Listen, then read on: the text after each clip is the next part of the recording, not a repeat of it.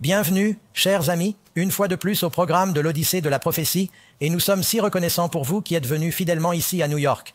C'est un plaisir et une joie pour Amazing Fact d'être de retour ici. Nous étions dans ce même bâtiment il y a 25 ans, et nous étions à l'étage avec un groupe plus petit, et le groupe s'est agrandi, Dieu soit loué. Nous sommes très reconnaissants de votre dévouement. Je souhaite la bienvenue à ceux qui nous regardent sur 3 chaînes, ABN, Hope Channel International, Good News Network, Roku, YouTube, Facebook. J'ai une demande spéciale à vous faire ce soir. Pourriez-vous me faire une faveur? Puis-je prendre une photo avec vous? Très bien, je vais faire venir notre caméraman. Cameron va venir ici.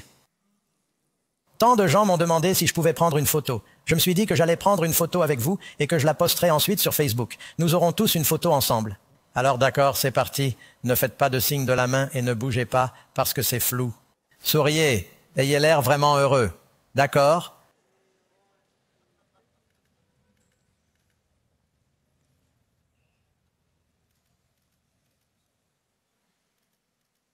D'accord, comme « Oh mon Dieu ».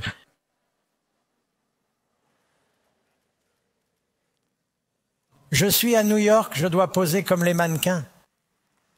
Eh bien, merci beaucoup. Nous cherchons quelque chose pour la couverture de notre magazine, alors je vous remercie de nous faire plaisir.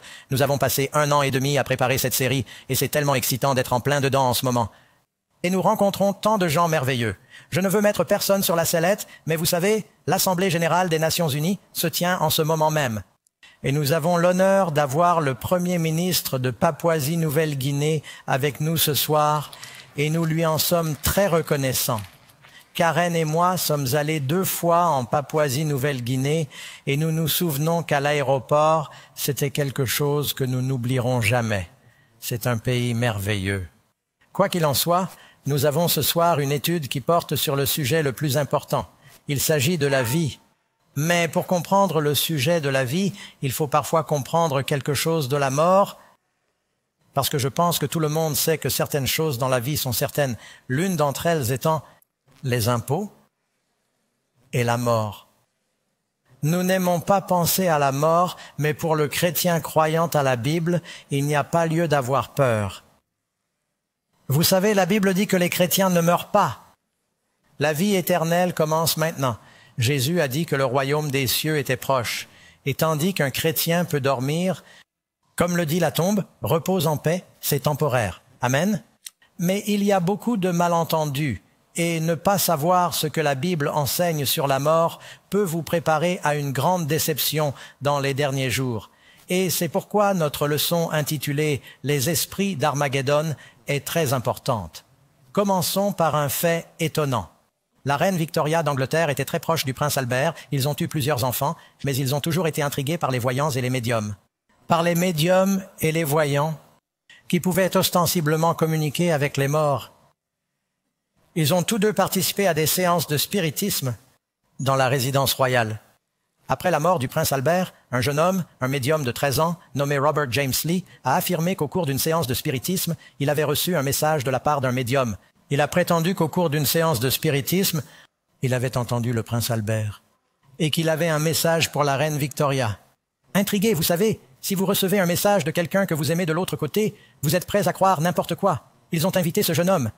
Et pendant la séance de spiritisme, il a parlé avec la voix d'Albert et il a utilisé un petit nom que seul Victoria et lui connaissaient. Était-ce vraiment le prince Albert qui parlait de l'autre côté? Victoria a continué à organiser des séances de spiritisme avec différents médiums. Et elle était connue pour chercher l'avis de son mari, de son défunt mari, sur les questions politiques. Je pense que cela ne nous surprend pas. Il y a quelques années, nous nous souvenons que Hillary Clinton avait rendu visite à un ami médium qui voulait communiquer avec Eleanor Roosevelt. Et pour être juste, Nancy Reagan. Après la tentative d'assassinat de Ronald Reagan, elle avait un ami qui consultait ses cartes astrologiques et essayait de le faire correspondre à son emploi du temps. Vous savez, la Bible dit que c'est quelque chose qui va se produire plus fréquemment dans les derniers jours. Je pense qu'il est clair pour tout le monde qu'il y a beaucoup de chaos et de confusion dans le monde sur ce qui se passe avec cette destination finale. Que se passe-t-il? Où trouver nos réponses? Que dit la Bible à ce sujet? Notre leçon s'intitule « Les esprits d'Armageddon ». J'aimerais vous en faire la lecture. Si vous avez votre Bible, allez au chapitre 16 de l'Apocalypse. Commencez par le verset 12, où il est question du 6e fléau.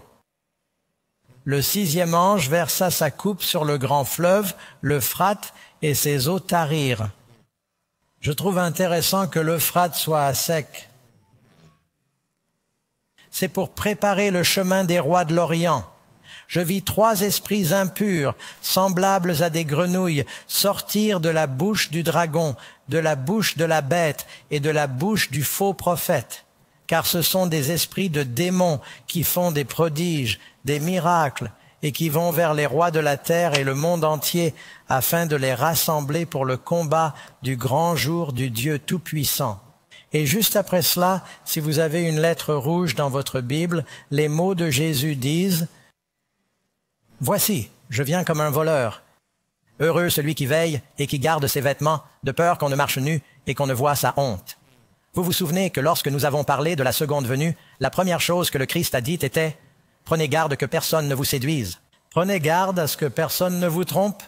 Il y aura une tromperie diabolique massive juste avant le retour du Seigneur. » Pour comprendre notre étude d'aujourd'hui, vous devez connaître une histoire. Elle se passe dans le premier livre de Samuel, au chapitre 28. Le roi Saül, le premier roi d'Israël, il a commencé, Dieu l'avait choisi, c'est un bon roi. Mais il a été progressivement corrompu par le pouvoir. Et il a chassé l'Esprit Saint jusqu'à ce que Dieu ne lui réponde plus. Il a tué les prêtres de Dieu. Et quand tous les Philistins se sont rassemblés contre lui pour cette grande bataille, il a dit, j'ai besoin que les prêtres me parlent. Il ne voulait pas parler. J'ai besoin d'un message de Dieu. Les prophètes ont-ils quelque chose à lui dire? Il ne voulait pas lui parler. Il avait chassé le Saint-Esprit. Alors il a dit, eh bien, donnez-moi une sorcière pour appeler l'esprit de Samuel. Il est allé voir la sorcière d'Endor. Elle a fait ses incantations et une apparition s'est produite, prétendant être Samuel. Et donne un message très décourageant au roi Saül. Il lui dit, « Pourquoi m'as-tu réveillé? Demain tu seras avec moi et tes fils mourront parce que tu as abandonné le Seigneur et David sera roi. » Le lendemain, au combat, ils sont battus par les Philistins. Saül, blessé, découragé, tombe sur son épée. Vous avez déjà entendu cette expression? Il a eu l'impression de se suicider.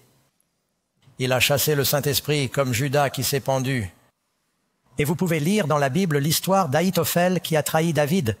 Il s'est pendu. Les gens qui s'affligent de l'esprit perdent parfois tout espoir. Maintenant, la question est, était-ce Samuel le prophète? Une sorcière a-t-elle le pouvoir de ressusciter? Ou y a-t-il des esprits maléfiques qui font des miracles pour tromper les rois de la terre avant la bataille finale? L'histoire de ce qui s'est passé avec le roi Saül est une allégorie de ce qui se passera également dans les derniers jours. Voyons donc ce que dit la Bible. Allez à nos questions et réponses, leçon numéro 9 de votre série « L'Odyssée de la prophétie ». L'esprit conjuré par la sorcière était-il vraiment Samuel le prophète? Que dit la Bible? 1er Roi 22, verset 21. Un esprit s'avança, se présenta devant le Seigneur et dit « Je sortirai et je serai un esprit de mensonge. » Quoi, vous l'avez sur votre écran? Un esprit menteur dans la bouche de ses prophètes. Existe-t-il des esprits menteurs? Beaucoup de gens disent « Je crois que j'ai vu un fantôme. Ils ont vu un ange déchu qui se fait passer pour un mort. » Laissez-moi vous demander, nous avons parlé de la reine Victoria, du prince Albert. Le diable savait-il quel était le petit nom que le prince Albert donnait à Victoria? Bien sûr qu'il le savait.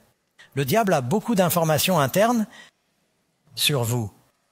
Non seulement Dieu a des anges gardiens, mais vous pouvez être sûr que le diable a aussi des anges qui vous connaissent et qui essaient de vous tenter et de vous faire trébucher. La Bible est très claire. Lisez dans 1 Chronique 23, Saül est mort pour son infidélité qu'il avait commise contre le Seigneur parce qu'il n'avait pas gardé la parole du Seigneur et aussi parce qu'il avait consulté un médium pour être guidé. Il est dit qu'il s'agissait d'un médium. Ils communiquent avec les mauvais esprits et ces mauvais esprits, Satan peut apparaître comme un ange de lumière. N'est-ce pas ce que dit la Bible? Ces mauvais esprits peuvent tromper. Deuxième question. Par quelle agence Satan rassemblera-t-il les armées pour la bataille finale d'Armageddon? La Bible nous dit, « J'ai vu 3 esprits impurs qui ressemblaient à quoi? Des grenouilles. Maintenant, avez-vous déjà été mordu par une grenouille? Griffé par une grenouille? Quelle est l'arme la plus puissante et la plus rapide de la grenouille? La langue. Et c'est à travers ces messages qui sortent, ces messages spirituels qui vont séduire le monde. D'ailleurs, les grenouilles étaient l'une des plaies qui se sont abattues sur l'Égypte ancienne. 3 esprits impurs, semblables à des grenouilles, sortant de la bouche du dragon, de la bouche de la bête et de la bouche du faux prophète, car ce sont des esprits de quoi? Des démons qui accomplissent des signes pour les rois de la terre et qui prétendent être des défunts, des prophètes, des saints, des hommes de Dieu. Ils manipuleront les dirigeants du monde pour qu'ils prennent des décisions qui entraîneront la bataille finale d'Armageddon, pour les rassembler dans la bataille de ce grand jour de Dieu. Et ils les rassembleront dans un lieu appelé dans la langue hébraïque Armageddon. Le mot Armageddon n'apparaît qu'une seule fois dans la Bible. Il se trouve dans la Genèse, dans le chapitre 16 de l'Apocalypse. Mais la vallée de Megiddo, nous croyons que Ar-Megiddo signifie le mont de Megiddo. Il y a une montagne. Au-dessus de Megiddo et cette grande vallée, de nombreuses batailles cruciales s'y déroulent, y compris la bataille où Saül est mort, la bataille où le roi Josias est mort, la bataille où le roi Josias est mort, la bataille où Gédéon s'est battu contre une triple alliance dans la vallée de Megiddo. Il est dit que les Madianites, les Amalécites et les gens de l'Est, un triple ennemi. L'Apocalypse parle de la bête, du dragon et du faux prophète. Gédéon a combattu avec l'armure de Dieu et il a gagné la bataille. Il a soufflé dans une trompette. Élève ta voix comme une trompette, la parole de Dieu. Tire l'épée, dit l'épée de l'Éternel. La parole de Dieu est plus tranchante qu'une épée à 2 tranchants. Ils brisèrent les images et la lampe brilla. Ta parole est une lampe à mes pieds et une lumière sur mon sentier. Comment gagner la bataille d'Armageddon? Par la parole de Dieu. J'ai caché ta parole dans mon cœur afin de ne pas pécher contre toi. Mes amis, il y a beaucoup de distractions dans le monde aujourd'hui. Les chrétiens doivent lire leur Bible. Amen. La parole de Dieu n'a pas changé. Notre arme n'a pas changé. Nous devons savoir ce que dit la parole de Dieu. Troisièmement, les morts reviennent-ils pour converser avec les vivants ou les hanter? Si vous croyez les gens dans la rue, ils pensent. Beaucoup d'entre eux pensent, oh oui. Mais où allons-nous chercher la réponse? L'homme de la rue ou la Bible? C'est dans la parole de Dieu que l'on trouve la vérité. Les morts reviennent-ils hanter les vivants? Que dit la Bible? Job, parlant de quelqu'un qui était mort, ses fils viennent l'honorer et il ne le sait pas. Ne le sait pas. Ils sont abaissés et il ne le perçoit pas. Maintenant. La mère de mon père, Grandma Batchelor, était une chrétienne dévouée. Elle allait à l'église et j'espère la voir dans le royaume. Et si soudain grand-mère Batchelor apparaissait et disait « Doug, j'ai des messages pour toi. Voici le cimetière. » Pouf, voilà la grand-mère Batchelor, d'accord? Et elle a dit « Doug, je dois te dire que tu n'as pas besoin de t'inquiéter de la Bible, parce que les choses ont changé. La Bible est un vieux livre, elle est passée d'une personne à l'autre. Il a été modifié au fil du temps et on ne peut pas vraiment s'y fier. Tout le monde ira au paradis. Il suffit de vivre comme on l'entend. Dois-je croire ce que me dit grand-mère Batchelor lors d'une apparition ou dois-je croire la parole de Dieu? Mais ça ressemblait à grand-mère Batchelor. Et ça sonnait comme elle. Et ça sentait même un peu comme grand-mère Batchelor. Le diable sait-il tout sur grandma Batchelor? Ah, ne vous laissez pas tromper, car le diable peut créer des illusions. Maintenant, quelqu'un va dire « Oh, pasteur Doug ». Mes chers disparus, je sens leur présence et c'est si puissant. C'est normal. Vous savez, si vous êtes marié à quelqu'un pendant 50 ans et qu'il meurt, et que vous vous retrouvez à ressentir leur présence, votre esprit est saturé de souvenirs de cette personne et il sera normal de penser à elle. Je me souviens que des années après la mort de mon frère, j'avais toujours Falcon en numérotation automatique. J'appuyais simplement sur un bouton et je lui parlais, nous nous rendions visite et nous raccrochions. Même après sa mort, je n'ai pas eu le courage d'effacer ses messages. SE message. Et un jour, j'ai décroché le téléphone pour l'appeler et j'avais oublié qu'il était mort. Je ne sais pas si l'un d'entre vous a vécu cette expérience. Je connais des saints mariés depuis des années qui ont un problème et qui appellent au bout du couloir. « Jack, peux-tu venir me donner un coup de main ?» Et ils oublient que Jack est mort depuis 10 ans. Et ils ont senti sa présence. Eh bien, vous sentez leur présence parce que votre cerveau est rempli de cette personne. Mais que dit la Bible? La Bible dit qu'ils sont endormis. Ecclésiaste 9, verset 5. Croyons-nous l'homme le plus sage qui ait jamais vécu, Salomon? Les vivants savent qu'ils vont mourir, mais les morts, que savent-ils? Non, rien. Ils n'ont plus de récompense pour le sens de cette vie. Ils n'ont plus de récompense pour le sens de cette vie. Ils n'ont plus de récompense pour l'oubli de leur mémoire. De même, leur amour, leur haine. Si quelqu'un vous haïssait et qu'il est mort, vous n'avez pas à vous inquiéter qu'il vous hante. Leur amour, leur haine, leur envie ont maintenant disparu. Vous savez, c'est très libérateur de réaliser que les morts sont morts et qu'ils ne vont pas vous déranger. Je ne m'inquiète pas des mauvais esprits. J'ai le Christ, et celui qui est en vous est plus grand que lui. Certaines personnes vivent dans la peur absolue du diable, des anges déchus et des fantômes, et c'est terrible. Je peux me promener dans un cimetière au milieu de la nuit, et tout ce que j'ai à craindre, c'est de trébucher. Je n'ai pas peur que ces gens viennent m'embêter. Ils sont morts. Avez-vous déjà visité un cimetière et lu les pierres tombales? C'est très intéressant. Certains des dictons que vous pourriez trouver. Oh, j'avais une petite liste. Je l'ai encore ici. Oui. Je me souviens d'un gars.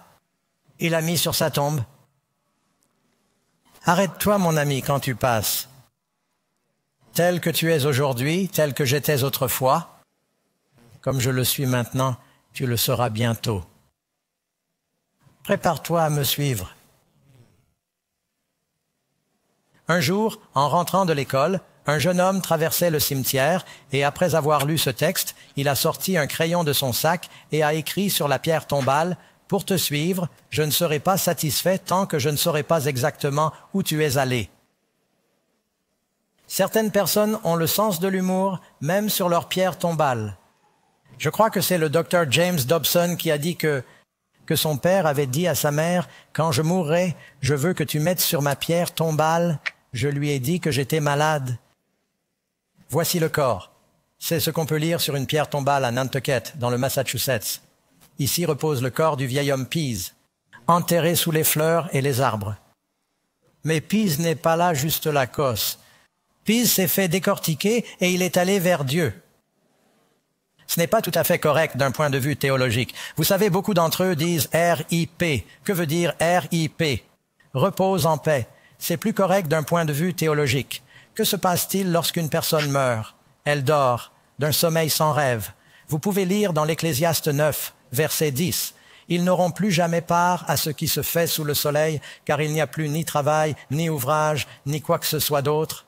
La connaissance ou la sagesse dans la tombe où vous allez. » Psaume 1,46. « Ne vous fiez pas au prince, ni au fils de l'homme, en qui il n'y a pas de secours. Son souffle s'en va, et le jour même ses pensées périssent. » Je pourrais citer 50 passages en ce moment même. Je n'ai pas le temps. Psaume 6, verset 5. « Dans la mort, on ne se souvient plus de toi. Les morts ne louent pas le Seigneur. » Psaume 15, verset 17. « Il ne retournera jamais dans sa maison. » Mes amis, je sais que certains d'entre vous se demandent si le corps ne dit pas, si la Bible ne dit pas. Dans le 2e chapitre des Corinthiens, être absent du corps, c'est être présent auprès du Seigneur. C'est vrai. Lorsqu'un croyant meurt, sa prochaine pensée consciente, dès la résurrection et la présence du Seigneur. Mais 1000 ans peuvent s'être écoulés. Ils n'y sont pas encore. Pour eux, c'est comme ça, en un instant, en un clin d'œil. Mais la Bible est assez claire. La résurrection est-elle passée ou future? Lisez le chapitre 6 de Jean. Il répète sans cesse la résurrection, le dernier jour, la résurrection, le dernier jour. C'est dans le futur. C'est à ce moment-là que nous recevrons nos récompenses. Pouvez-vous dire Amen? Quatrièmement, selon le livre de l'Apocalypse, qui détient les clés de la mort? L'Apocalypse 1,18 dit « Je suis celui qui vivante, et j'étais mort, et voici que je suis vivant pour l'éternité. Amen. Et j'ai les clés de l'Hadès. » Cela signifie la tombe et la mort. Le dernier ennemi à être jeté dans l'étang de feu est le tombeau et la mort. Il n'y aura plus de mort. Mais les morts ne sont pas rentés. Ils dorment. La raison pour laquelle nous insistons sur ce point lors d'un séminaire sur la prophétie est que le diable et ses démons vont utiliser ce malentendu pour manipuler le monde dans les derniers jours avec le grand chef-d'œuvre de la tromperie, parce qu'ils ne savent pas que les morts sont morts. Et beaucoup de gens essaient de communiquer avec les morts. Savez-vous que la Bible l'interdit très explicitement? Nous reviendrons sur ces versets dans une minute. Cinquièmement, si vous voulez savoir ce qui se passe quand vous mourrez dans la vie, regardez comment Dieu nous a créés au commencement. Question numéro 5. Comment Dieu a-t-il fait l'homme au commencement? C'est écrit. Et le Seigneur Dieu forma l'homme à partir de quoi? De la poussière du sol, et il insuffla dans ses narines une haleine de vie. Ce mot « vie », ce souffle, c'est « kaphar » en hébreu. Le souffle de vie et l'homme est devenu un être vivant. On obtient donc les éléments de la terre. Dieu place l'homme dans la bonne position. Il inspire à l'homme cette puissance, cette énergie, ce souffle de vie. Et l'homme devient un être vivant. Il est conscient, il est alerte, il pense. Adam était différent de la plupart des bébés nés en ce sens qu'Adam, lorsqu'il a été créé, il est arrivé, préinstallé à l'usine avec la capacité de marcher, de parler et de penser, n'est-ce pas? Il disposait d'un certain nombre de connaissances. Il n'a pas été créé comme un bébé, il a été créé comme un homme adulte. Et il a été créé à l'image de Dieu. Et quand une personne meurt, la création est inversée, à l'envers. Que se passe-t-il à la mort? 6e question. Alors la poussière retournera à la terre comme elle était, et l'esprit, c'est le même mot que le souffle. L'esprit, c'est le même mot que souffle, c'est le mot kaphar, et le souffle retournera à Dieu qui l'a donné. D'ailleurs, l'Ecclésiaste dit, pas seulement le souffle des gens, pas seulement le souffle des sauvés, le souffle des sauvés, le souffle des perdus, le souffle des animaux, le souffle de vie de toutes les créatures retourne à Dieu. Cela ne veut pas dire que le mot « esprit » est un petit fantôme conscient qui s'envole d'une personne lorsqu'elle meurt et qui s'en va errer à la recherche d'un endroit jusqu'à la résurrection. Il signifie simplement la puissance de la vie. En ce moment même, ce bâtiment, ce studio, est éclairé par toutes ces lumières et tous ces appareils et dispositifs grâce à l'énergie électrique. Si, Dieu nous en préserve, quelqu'un devait couper l'interrupteur et que tout s'éteignait. Je dirais... Il ne m'entendrait peut-être pas sans la sono, mais je dirais « Où est passée la lumière? Où est passé le courant? Il est retourné à la centrale électrique d'où il vient. Cette seule énergie fait fonctionner de nombreux appareils. Elle donne vie à ces choses. » C'est le souffle de vie que l'on trouve dans la Bible. Laissez-moi vous donner une autre preuve. Job dit tout le temps que Dieu est avec moi et que le souffle, l'esprit de vie est dans mes narines. L'esprit, c'est le même mot. Avez-vous un fantôme dans le nez? Nous espérons que non. Le fait même qu'ils disent que l'Esprit de Dieu est dans mes narines, il dit le souffle de Dieu. En hébreu, le mot est kaphar. En grec, c'est le mot pneuma. Quand quelqu'un a du mal à respirer, on parle de pneumonie. Et vous, les hommes, si vous avez déjà utilisé des outils à air comprimé, on les appelle pneumatiques. C'est parce que c'est du vent. Pneuma vient de ce mot grec. Et si souvent, dans la Bible, lorsque le mot esprit est utilisé, les gens pensent qu'il s'agit d'un fantôme alors qu'il s'agit du souffle de vie, du vent. La Bible enseigne que l'esprit qui retourne à Dieu est simplement le souffle de vie que Dieu a insufflé à l'homme au commencement. Vous pouvez consulter Jacques 2, 26, Job 27, verset 3 et d'autres. Si on leur enlève le souffle, ils meurent et retournent à la poussière. Vous envoyez votre esprit, votre souffle, et ils sont créés. C'est de cela qu'il s'agit. 7e, où vont les morts quand ils meurent? N'allons-nous pas quelque part? Oui. Tu sais où ils vont? Vous l'avez probablement déjà vu. Ils vont vers les pierres tombales. Ils vont au cimetière. Il est écrit, la tombe sera ramenée. Je suis désolé, il sera ramené à la tombe. La tombe est une veillée sur la tombe. Tombe. Écoutez les paroles de Jésus dans Jean chapitre 5, 28 et 29. Tous ceux qui sont où? Dans leur tombeau, ils entendront sa voix. Où sont-ils maintenant? Où Jésus a-t-il dit qu'ils étaient? A-t-il dit qu'ils sont dans le sein d'Abraham? A-t-il dit qu'ils sont dans les limbes? A-t-il dit qu'ils sont au purgatoire? Quand il reviendra, il a dit, quand je viendrai, tous ceux qui sont dans leur tombe entendront sa voix. C'est à ce moment-là qu'ils entendent sa voix. Il dit, sortez. Combien de temps cela dure-t-il pour eux? Instantanément, d'être absent du corps, sans conscience du temps, présent avec le Seigneur.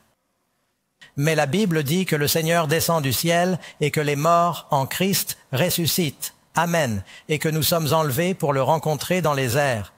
Qu'en est-il des personnes qui disent « J'ai eu une expérience de mort imminente. Je suis morte sur la table d'opération. Mon cœur s'est arrêté. Tout à coup, j'ai commencé à planer au-dessus de mon corps. Je voyais les médecins qui travaillaient sur moi. J'entendais leur voix et je voyais ce qui se passait. » Les gens diront que j'ai traversé un canal et que tout à coup, il y a eu une lumière rose, puis une lumière bleue, et que sa voix a dit « Dans la lumière rose, tu seras une fille dans la réincarnation. Dans la lumière bleue, tu seras un garçon dans la réincarnation. » Les gens ont des expériences de mort imminente et elles sont toutes différentes. Et savez-vous ce qui se passe quand vous mourrez? Je veux dire, quand votre cœur s'arrête de battre, votre cerveau est privé d'oxygène. Il y a trop de carbone. C'est du dioxyde de carbone? Je mélange le monoxyde et le dioxyde. Il y a trop du mauvais gaz dans le cerveau et cela provoque des hallucinations. C'est ce qu'ils ont fait, ils l'ont induit par des expériences. L'autre chose qu'ils ont découverte, c'est que si vous êtes en Inde, et j'ai fait plusieurs voyages en Inde, j'en ai fait un autre cette année, lorsque les hindous meurent et qu'ils sont ranimés, ils ont une expérience de mort imminente. Ils voient Krishna. Lorsque les bouddhistes meurent, ils disent qu'ils ont vu Bouddha. Et lorsqu'un musulman meurt, il dit « Oh, Muhammad m'a parlé ». Alors, allez-vous tirer votre théologie de l'expérience de mort imminente de quelqu'un qui a été renversé par une voiture et que l'on réanime? Non, elles sont toutes différentes. Où allons-nous tirer notre théologie de ce que dit la Bible? Maintenant, en toute équité, Dieu peut-il donner à une personne une expérience de mort imminente pour essayer d'attirer son attention? Dieu peut-il lui donner une vision de l'enfer pour essayer de la réveiller? Dieu peut-il lui donner une vision du paradis pour essayer de l'encourager? J'ai fait un rêve une fois, quand je vivais dans la montagne, j'ai commencé à lire la Bible. Et j'ai rêvé que je voyais la venue du Christ, et c'était si clair. Jésus descendait du ciel pour moi, et c'était si excitant.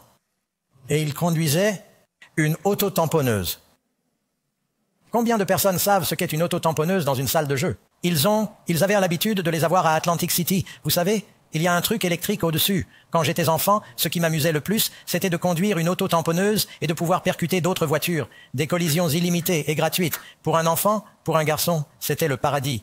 Et donc pour moi, entre moi et Jésus venant dans une auto-tamponneuse, c'était le bonheur éternel. Pensez-vous que Jésus va venir dans une auto-tamponneuse? Non. C'est juste entre moi et le Seigneur. De même, certaines personnes ont pu vivre des expériences de mort imminente, mais c'est entre elles et Jésus. On ne fonde pas sa théologie de la mort sur la vision de quelqu'un. On se base, surtout si c'est en contradiction avec la parole de Dieu. Amen. Et les gens diront, eh bien, je suis mort. Et j'ai entendu des choses que je suis le seul à connaître, que les anges m'ont dites. Peut-être que le diable leur a parlé. La Bible dit clairement que le roi David est sauvé. Vous savez tous de qui je parle? Il y a plus d'une personne dans la Bible qui s'appelle Jésus. Il y a plus d'une personne dans la Bible qui s'appelle Moïse. Il y a plus d'un Saul dans la Bible. Mais vous savez, dans la Bible, il n'y a qu'une seule personne qui s'appelle David. Son nom est mentionné plus de 1000 fois. David était le bon roi. Jésus est le fils de David. David a tué Goliath. Et bien qu'il ait péché avec Bethsabée et en tuant Uri, il s'est repenti de son péché. Il est pardonné. Dieu a dit, David est un homme selon mon cœur, il sera sauvé. Et maintenant, si quelqu'un va aller au ciel, David a été pardonné, il est sauvé. David a été pardonné, il ira au paradis. Sommes-nous d'accord? Que dit la Bible? La Bible dit clairement que le roi David est sauvé. Est-il donc au ciel maintenant? Écoutez le sermon de Pierre à la Pentecôte, c'est 40 jours après la résurrection de Jésus. Jésus n'a pas besoin de 40 jours pour emmener quelqu'un au paradis. Pierre dit, « Laissez-moi vous parler librement du patriarche David. Il est à la fois quoi? Mort et enterré, et son tombeau, il y a une image de celui-ci. Vous pouvez encore en Israël aujourd'hui, est avec nous à ce jour. Lisez dans le verset 34, Actes chapitre 2, car David n'est pas monté aux cieux. » C'est aussi clair que possible. David est mort, enterré, il n'est pas au ciel. Mais pour David, la Bible dit que David est mort probablement d'une insuffisance cardiaque congestive. Il ne pouvait pas se réchauffer. Certains d'entre vous se souviennent d'avoir lu cela alors qu'il devenait un vieil homme. Il a environ 70 ans. Il a vécu une vie difficile. Il a mené de nombreuses batailles. Il n'a jamais perdu. David n'a jamais perdu une bataille. Mais il vieillissait et il ne pouvait pas se réchauffer. Et finalement, il est dit que David a couché avec son père au moment où il est mort. Cela fait 3000 ans que David est mort. Est-ce que cela semble être 3000 ans pour David? La dernière chose que David sait, c'est qu'il meurt. Et en un instant, en un clin d'œil, il se réveille et il a un corps glorifié, jeune, puissant. Il peut chanter mieux que jamais et il sort de sa tombe et Jésus vient et il est enlevé. Les morts en Christ se lèveront pour rencontrer le Seigneur dans les airs. Être absent du corps, c'est être présent avec le Seigneur, mais cela n'est pas encore arrivé. Parce que vous et moi vivons dans ce qu'on appelle le temps. Nous vivons dans une dimension du temps. Savez-vous que Dieu est en dehors du temps? Dieu peut aller dans 1 million d'années dans le futur. Dieu peut faire descendre un prophète dans le passé. C'est ce qui se passe dans la Bible. Il fait avancer ses prophètes et il les fait reculer dans le temps. Dieu n'est pas limité par le temps, mais nous le sommes. Ils ne sont pas encore au ciel. Alors quand quelqu'un dit qu'il est votre grand-mère, votre grand-père, ou qu'il est la mère Marie qui est venue vous donner un message, la Bible dit qu'une Marie, une sainte femme, est venue pour vous donner un message. La Bible parle d'une Marie, une sainte femme. Elle est morte probablement à Antioche. Elle est restée avec l'apôtre Jean jusqu'à ce qu'elle devienne vieille et qu'elle meure. Elle dort avec les autres saints dans sa tombe, paisiblement, sans conscience du temps. Mais le diable va utiliser ce malentendu. Les gens ont des apparitions de prophètes, de saints et de Marie, et ils donnent des messages qui peuvent contredire la Bible. Que croirez-vous dans les derniers jours? J'espère que c'est un « ainsi parle le Seigneur ». 9e question. N'est-il pas vrai que l'âme est immortelle et que seul le corps meurt? Combien d'entre vous ont entendu dire « Vous avez une âme immortelle à sauver » Avez-vous déjà entendu cela? Les gens chantent des chansons sur l'âme immortelle et les prédicateurs prêchent sur l'âme immortelle et nous devons sauver les gens parce qu'ils vivront éternellement au paradis ou brûleront éternellement en enfer parce que vous êtes immortels. Non, la Bible dit que l'immortalité est un don. En fait, je veux le dire au studio. Je vais prendre un risque. Prenez une caméra, faites une prise de vue du public. Sur la caméra. Allez-y, je ne sais pas qui va le faire parce que je vais vous donner une chance. J'aime que les gens sachent que ce que je dis est tiré de la Bible. Nous avons un public en direct. Cela n'a pas été préenregistré. Vous serez tous d'accord pour dire que vous ne savez pas ce que je vais faire, n'est-ce pas? Levez la main si vous pouvez me montrer un verset de la Bible qui dit que vous avez maintenant une âme immortelle. Voilà, mes amis. Et si vous n'y croyez pas, la Bible dit qu'Ézéchiel, au point 4, l'âme qui pêche fera quoi? Mourir. L'homme mortel, que dit Job? L'homme est-il immortel ou mortel? Mortel signifie que vous mourrez. Un homme mortel peut-il être plus juste que Dieu? C'est en fait une déclaration dans le livre de Job. Je pense qu'il s'agit d'une déclaration d'Éliphaz. Et écoutez ceci, dans le Nouveau Testament. C'est Paul qui parle. 1 Timothée 6, 15 et 16. Si ce n'est pas clair, rien ne sera clair. Le Seigneur, le Roi des rois et le Seigneur des seigneurs, qui seul possède l'immortalité. Amen. Quand Jésus viendra, je m'avance un peu. Question numéro 10. Quand les justes recevront-ils l'immortalité? Vous pouvez lire ici, dans le chapitre 15 des 1er Corinthiens, nous serons tous changés en un instant, en un clin d'œil. Nous serons tous transformés en un instant, en un clin d'œil, à la dernière trompette, c'est-à-dire à la trompette de la résurrection. Car la trompette sonnera et les morts ressusciteront. Comment? Incorruptibles. Et ce mortel, qu'est-ce que nous sommes maintenant? Nous sommes mortels. Allez au cimetière, mes amis. Allez à l'hôpital. Les gens vieillissent et meurent. Nous ne sommes pas encore immortels. Ce mortel doit revêtir l'immortalité.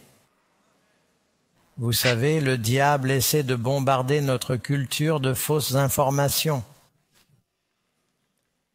Il a mis en place une campagne de marketing magistrale pour essayer de dire à tout le monde que l'on est immortel maintenant. Il suffit de regarder les films Marvel pour se rendre compte que tout le monde est indestructible. Quand j'étais enfant, c'était Wile E. B. Coyote. Il a explosé, s'est précipité d'une falaise et s'est fait tuer de 50 façons différentes, mais il revenait toujours. Les enfants oublient parfois que nous ne comprenons pas que nous sommes mortels. que nous sommes mortels. Nous ne comprenons pas la valeur de la vie et qu'elle est temporaire. Nous avons un temps d'essai pour connaître le Seigneur, le trouver et le servir. Vous pouvez vivre éternellement. Il ne faut pas avoir peur de la mort. Nous ne parlons pas assez de la mort. Vous savez, les pasteurs prononcent quelques mots lors d'un enterrement et c'est tout. Mais c'est le grand événement auquel les gens sont confrontés. Et le but de cette vie est de se préparer à la vie qui ne s'arrête pas au ciel. Mais si vous n'avez pas Jésus, celui qui a le Fils a la vie, celui qui n'a pas le Fils n'a pas la vie. Amen. Car le Seigneur lui-même descendra du ciel avec un grand cri, à la voix d'un archange, au son de la trompette de Dieu, et les morts en Christ ressusciteront les premiers. Quand cela se produira-t-il? Châle, c'est au futur, c'est à venir. 11e, comment la Bible fait-elle constamment référence à la mort? Quel terme la Bible utilise-t-elle? Vous regardez dans le 2 Samuel 7, verset 12. Dieu dit à David, tu te reposeras avec tes pères.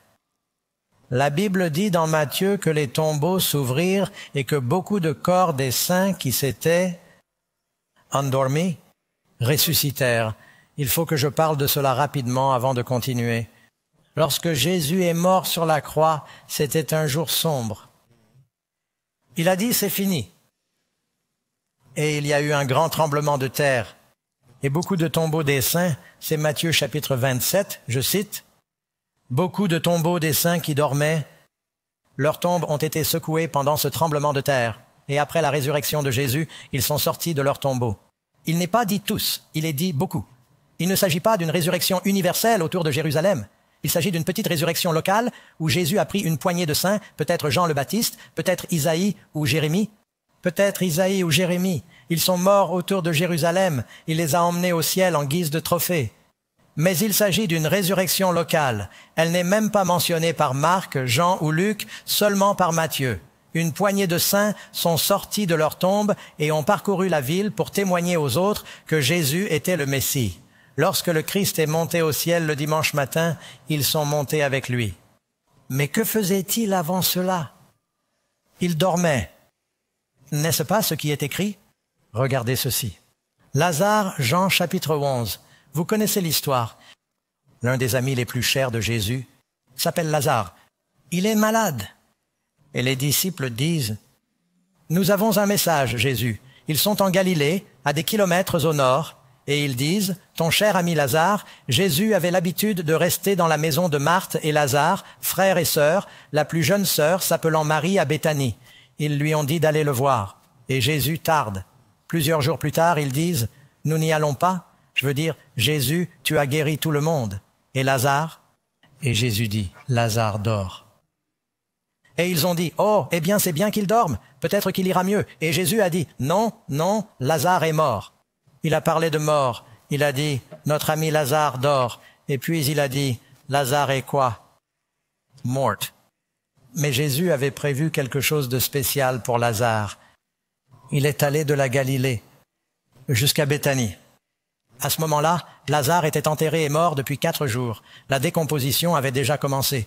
La mort n'est pas belle à voir. La Bible dit que les cendres retournent aux cendres et la poussière à la poussière. Quelqu'un va m'écrire pour me poser une question sur la crémation. Envoyez-la à Madame Bachelor. Nous essaierons de la faire remonter dans la liste. Nous recevons souvent cette question. Et Jésus s'en va, il dit, « Laissez-moi aller au tombeau. » Et Jésus dit à Marthe, il dit, « Ton frère va revivre. » Vous savez ce que Marthe dit? Elle dit, « Seigneur, je sais qu'il revivra à la résurrection, au dernier jour. » Jésus dit, « Non, j'ai prévu quelque chose de spécial pour ton frère.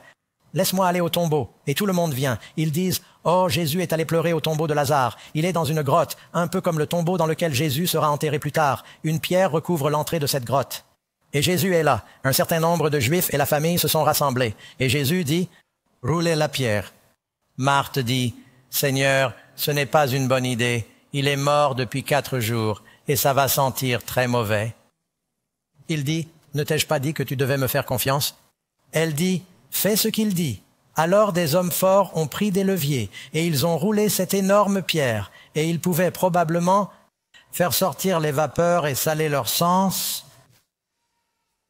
Puis Jésus a fait une simple prière. Il a dit, « Lazare, sors. » Et tout le monde a retenu son souffle. Et tout à coup, il y a eu un bruit d'agitation qui est venu de l'intérieur du tombeau. Et cet homme est sorti en boitant, car il était encore attaché comme une momie. Et Jésus dit, détachez-le. Laisse-le aller, défaites-le. La dernière chose dont Lazare se souvienne, c'est qu'il avait une terrible fièvre, et il a perdu connaissance, et il se réveille, et tout d'un coup, il est enveloppé comme une momie, et il trébuche dans la lumière en louchant. Et ils l'ont déballé, et il est vivant. Réfléchissez-y, mes amis. Il y a une douzaine de résurrections dans la Bible.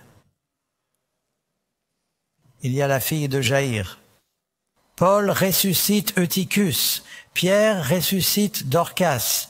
Jésus ressuscite la petite fille Tabitha. Élie ressuscite un garçon. Élisée ressuscite le fils de la Shunamite. Si l'on fait le compte, il y a une douzaine de résurrections dans la Bible. Si quelqu'un est mort pendant 4 jours aujourd'hui, il est mort, il est enterré. Nous savons qu'il est mort. Ils sont cliniquement déclarés morts. Il se décompose.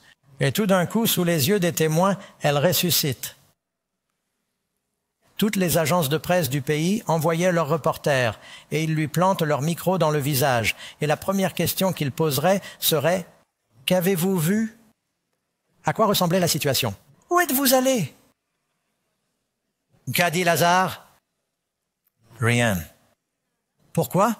Parce que Salomon a dit « Les vivants savent qu'ils mourront, mais les morts ne savent rien ?» Rien. Dans la Bible, aucune personne ressuscitée n'a jamais fait le moindre commentaire sur ce qu'elle a vécu dans la mort. Parce que la mort est l'absence de toute vie. Ils sont morts jusqu'à la résurrection, quand Jésus viendra. Ils dorment. Cela devrait vous rassurer. Parce que, regardons les choses en face. Certains d'entre nous connaissent des personnes qui sont mortes, et nous ne sommes pas sûrs qu'ils vont s'en sortir. Je trouve du réconfort en sachant qu'en ce moment même, ils dorment. Ils ne ressentent aucune douleur, ils ne sont pas jugés. Il y a un grand jour de jugement qui arrive, nous en parlerons demain, et vous ne voulez pas le manquer. Mais ils dorment. Encore une fois, regardez le 4e verset du livre des 1er Thessaloniciens. Même ainsi, Dieu amènera avec lui ceux qui font quoi? Ils dorment en Jésus. Deuxièmement, pourquoi Satan veut-il nous faire croire que les esprits des morts sont vraiment vivants et qu'ils peuvent communiquer? Réponse. Le serpent dit à la femme, « Tu ne mourras point. » Quel est le premier mensonge que l'on ait jamais raconté? Qui inspirait le serpent? Le diable. Dieu a dit à Ève, « Tu es mortel. Si tu pèches, tu mourras. Ne mange pas l'arbre interdit. » Le diable a dit, « Dieu te ment. Tu es immortel. Vous ne mourrez pas vraiment. Tu vivras éternellement au ciel, ou tu vivras éternellement en enfer. Mais tu es immortel. Tu ne peux pas mourir. » Et vous savez quoi? La plupart des gens, y compris de nombreux chrétiens, croient le diable au lieu de croire la Bible. C'est triste, parce que le diable va utiliser ça dans les derniers jours pour tromper. Maintenant, je sais, je veux le dire avec compassion. Je sais qu'il y a des gens qui nous regardent. Vous écoutez? Et vous vous dites, j'ai perdu ma grand-mère, mon conjoint, un enfant, j'ai perdu tous les membres de ma famille, ma mère, mon père, mes grands-parents ont perdu un fils. Et je sais que la mort est douloureuse, elle est très permanente, c'est très douloureux. Je ne veux donc pas être insensible. Vous avez peut-être senti leur présence, vous avez peut-être pensé qu'ils vous guidaient, vous avez peut-être pensé qu'ils vous parlaient. Et vous savez, Dieu a pu utiliser des anges pour vous guider et vous avez mal compris. Et parfois, c'est le diable qui vous guide, vous ne le savez pas. Mais il faut être très prudent quand on pense recevoir des messages des morts. Car la Bible dit en termes très clairs qu'il ne faut pas écouter ces voix diaboliques. Dans le chapitre de Matthieu, le verset, Jésus a dit « Car de faux Christ et de faux prophètes se feront entendre, car de faux Christ et de faux prophètes s'élèveront et feront de grands prodiges. » Vous savez ce que peuvent être certains de ces signes? De fausses résurrections de personnages bibliques avec lesquels ils communiquent, qui donneront des messages. Et vous savez, il y a des gens qui ne lisent jamais leur Bible. Si un fantôme leur parle, ils le croiront. Ils y croiront. C'est ça? Regardez tous les films de fantômes. Programme, composez le 11800, donnez votre carte de crédit. Je me souviens qu'il y a quelques années, ils avaient ce programme. Vous pouviez composer un 800. Vous pouviez parler à un médium, un prophète, un voyant. Combien d'entre vous s'en souviennent? Oui, vous avez appelé? Si vous les appelez, non, je ne l'ai pas fait, mais j'ai un ami. Il a appelé un de ses numéros, 800, et a parlé à un médium. La première chose qu'ils ont dit, c'est « Pouvez-vous nous donner votre carte de crédit ?» Et il a répondu, il a dit « Si vous êtes un prophète, vous me donnez mon numéro de carte de crédit. Alors je saurai que je peux vous croire. » Amen.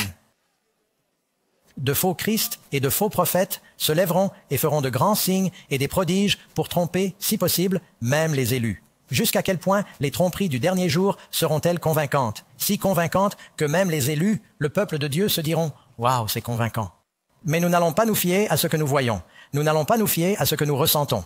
Nous n'allons pas nous fier à ce qui est populaire ou même à ce que les dirigeants pourraient dire parce que les rois de la terre seront séduits.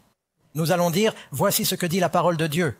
Je m'appuie sur la parole de Dieu. Une tempête se prépare, mes amis. Jésus a dit qu'une tempête se préparait. La tempête vient au sage et la tempête vient à l'insensé. Le sage a une maison et l'insensé a une maison. Vous savez quelle est la différence entre le sage et l'insensé? Ils ont tous deux des tempêtes, ils ont tous deux des maisons. Le sage est celui qui écoute mes paroles et les met en pratique. L'insensé construit sur le sable, il écoute d'autres voix.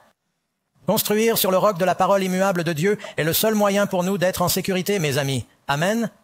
2 Corinthiens 11, verset 13. « Car Satan lui-même, nous dit Paul, se transforme en ange de lumière.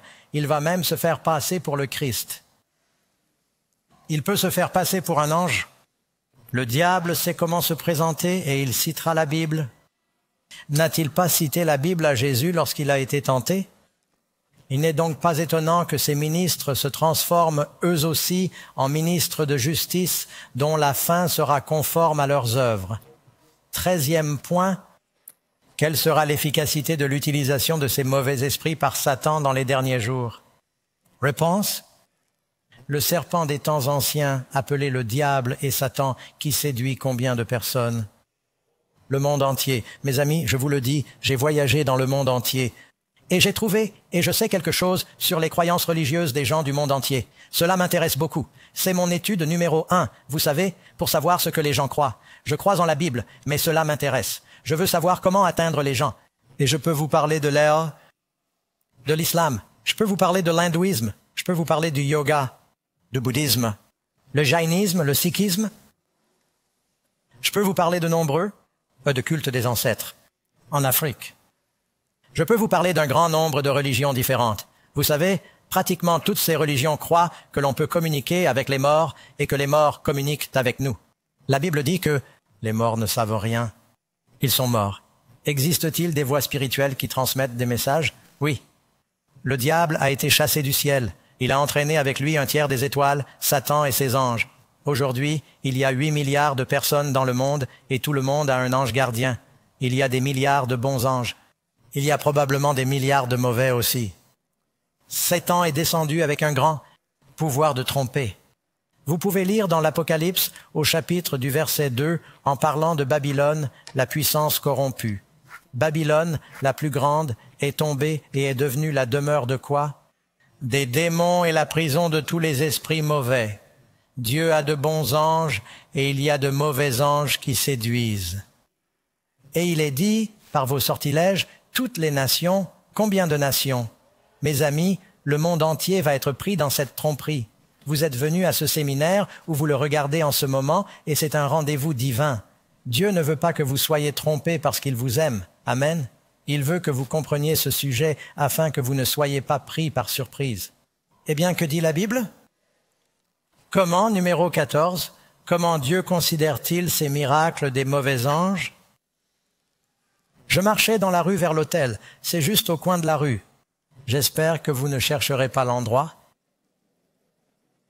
Si vous regardez bien cette photo, vous savez que je n'ai pas réalisé que Karen se tenait là, sur la photo, sous le mot « astrologie ».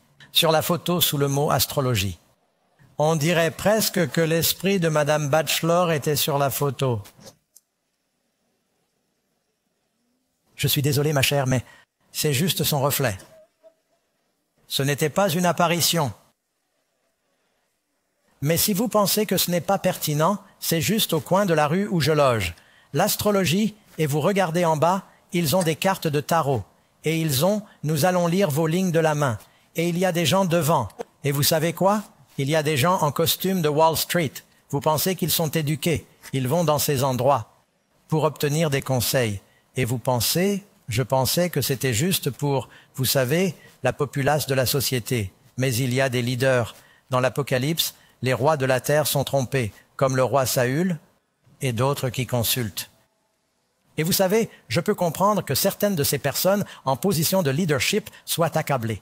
Vous savez que la femme d'Abraham Lincoln, Mary Todd Lincoln, a consulté des médiums et a fini par devenir folle. Elle était en deuil parce qu'elle avait perdu 2 enfants alors qu'elle était à la Maison-Blanche.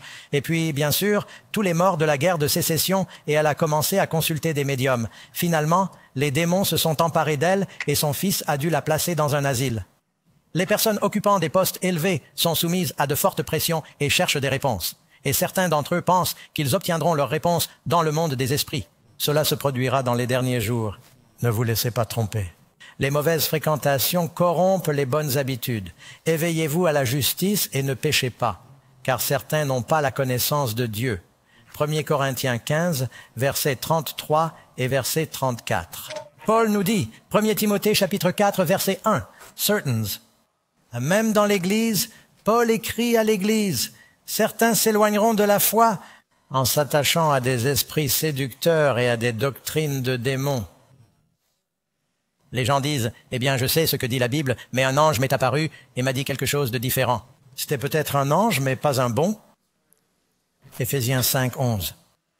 Nous ne sommes pas en communion avec les œuvres infructueuses des ténèbres. Vous savez, le mois d'octobre approche et tout ce que vous avez à faire, c'est d'aller dans les magasins et de voir qu'il y a de l'Halloween partout, n'est-ce pas? Je pense qu'il est bon que les chrétiens fassent la fête. Thanksgiving. S'il y a une fête que nous devrions célébrer, Dieu soit loué. Et si vous voulez vous souvenir de la naissance de Jésus, c'est dans la Bible. Si vous voulez vous souvenir de la résurrection de Jésus, c'est dans la Bible. Mais il y a une chose à laquelle je ne participe pas, c'est Halloween. Quand on dit que tout le monde parle des morts et consulte les morts, et je n'ai rien à voir avec les œuvres infructueuses des ténèbres. Les œuvres de la chair sont évidentes. Ce sont l'adultère, la fornication, l'impureté, la débauche, l'idolâtrie. Et qu'est-ce que cela dit? La sorcellerie. Les sorciers auront leur part. C'est un séminaire sur l'Apocalypse, n'est-ce pas? Nous parlons de prophétie. Apocalypse 21, les sorciers auront leur part dans l'étang ardent de feu et de soufre qui est la seconde mort. Mes amis, nous ne devrions rien avoir à faire avec ces choses. Je ne veux pas que ce message soit négatif et lourd, mais je veux que vous sachiez la vérité. Avez-vous appris quelque chose ce soir? Nous parlons de la vie et de la mort, mais je veux que vous mettiez l'accent sur la vie. Jésus veut que vous ayez la vie éternelle. Question numéro 15. Quelle puissance glorieuse Dieu offre-t-il à son peuple? Il est dit que je peux le connaître et la puissance de sa résurrection. Mes amis, connaissez-vous le Seigneur? Il veut que vous connaissiez la puissance de sa résurrection. Moïse, avant de mourir, dans le livre du Deutéronome, a rassemblé tout Israël et a essayé de résumer ses années, 40 ans d'enseignement. C'est un homme qui a parlé à Dieu face à face. Il a dit, « Ici, Israël, le Seigneur notre Dieu est unique. Tu aimeras le Seigneur ton Dieu de tout ton cœur, de tout ton esprit, de toute ton âme et de toute ta force. Ces paroles que je te commande seront dans ton cœur. Enseigne-les avec soin à tes enfants quand tu te coucheras et quand tu te lèveras. » Et il résume à la fin du livre en disant, « J'ai mis devant toi aujourd'hui la vie, le bien et la bénédiction, ou la mort, le mal et la malédiction. Mes amis, il n'y a que 2 chemins, la vie et la mort. Seuls les croyants obtiennent la vie éternelle. Les méchants sont détruits. Chacun est récompensé selon ce qu'il mérite et ils sont détruits. Mais Jésus nous offre la vie. Le but de cette vie est que nous puissions connaître Dieu et son amour et que nous puissions partager Dieu et son amour. Combien d'entre vous veulent le connaître et expérimenter cette résurrection et cette vie? Qui durera éternellement? Père Céleste, bénis ces personnes, celles qui sont ici, celles qui regardent, afin que nous soyons couverts par le sang de l'agneau, que nous soyons remplis de ton esprit et que nous marchions dans une nouvelle vie. Et je prie pour que tu nous fasses revenir pour ces présentations qui sont si pertinentes à notre époque. Nous le demandons au nom de Jésus. Amen. Quand aura lieu notre prochain programme, mes amis? Demain soir, nous parlerons du grand jugement. Et n'oubliez pas Quand vous reviendrez lundi, nous parlerons de l'Antéchrist. C'est un rendez-vous à ne pas manquer. Que Dieu vous bénisse, passez une bonne nuit. Que Dieu bénisse nos amis qui nous regardent. N'oubliez pas d'aller sur prophecycode.com, de télécharger les leçons gratuites, de consulter les archives et d'en parler à vos amis. Merci beaucoup et bonne soirée.